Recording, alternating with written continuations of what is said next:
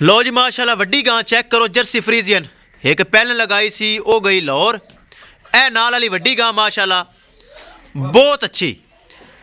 ए नईम रजा Bloch साहब साडे भाई हैं जी। सर जी की हाल चाल है?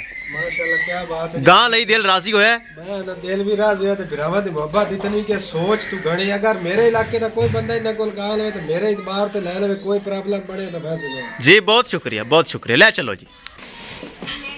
किसी मेरे भरा वीर नूं मजीद जानवर चाहिए होवे राबता करके परचेज कर सकता है।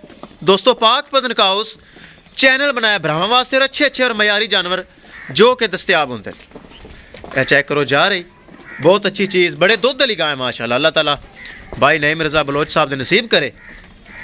बहुत क्वालिटी वाली गां पाक पतन का हाउस तो जो जानवर लगता है अलहमदुलिल्लाह सेल होंदा ताकि गारंटी वाला चैनल, भरोसे वाला चैनल।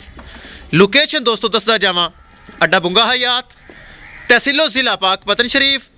मोबाइल नंबर है साडा 0387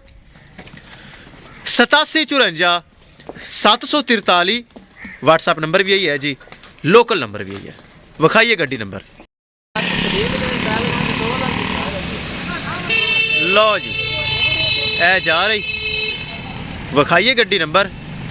एक एक चीज़ करिए क्लियर। अपना डाला लेके आए नाल। ए चेक करो अपना शाह जोर लेके आए नाले और ए जा रही। दो तोहफे लगाई सी दोनों ही माशाल्लाह जो कि सेल हो गए।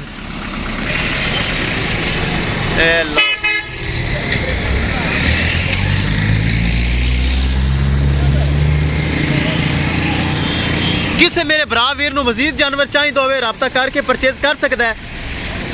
लो जी इंशाल्लाह दोस्तों मिलांगे एक नई वीडियो के नाल। अपने फराज दोस्त दे इजाजत। अल्लाह निगहबान।